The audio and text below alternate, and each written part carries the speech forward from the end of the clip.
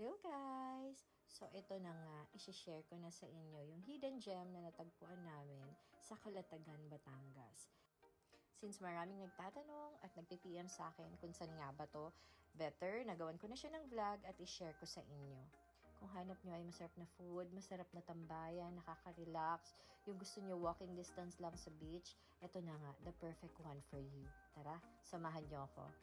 So, umalis kami ng Dasma, Cavite at around 1 p.m. since 3 p.m. yung check-in namin. So, smooth lang yung biyahe namin, maganda yung panahon, maraming barangays kaming nadaanan. So, finally, after almost 2 hours, we reached the Ionian Cabana. Dumiretso na nga agad kami sa room at ito ang bumungad sa amin. Napakaganda. Para siyang modern kubo. Malinis, maganda yung toilet, at pagbukas yung nga ng lanay. Tadan! Ito na talaga yung bubungad sa inyo. Hindi mo na kailangan lumayo, lumakad ng malayo para mag-swimming, andyan na siya sa inyo. At may welcome drinks pa sila.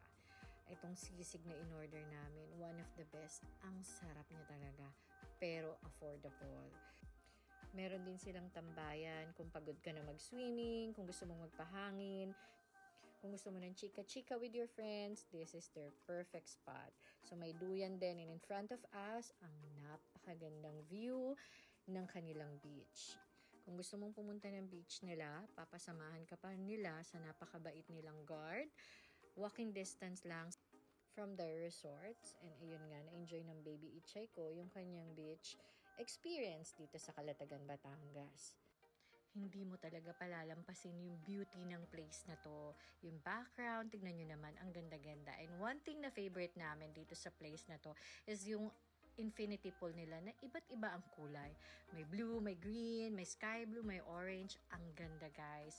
And you don't have to bring your own food kasi napaka-affordable ng mga food nila dito. May complimentary breakfast na sila for 4.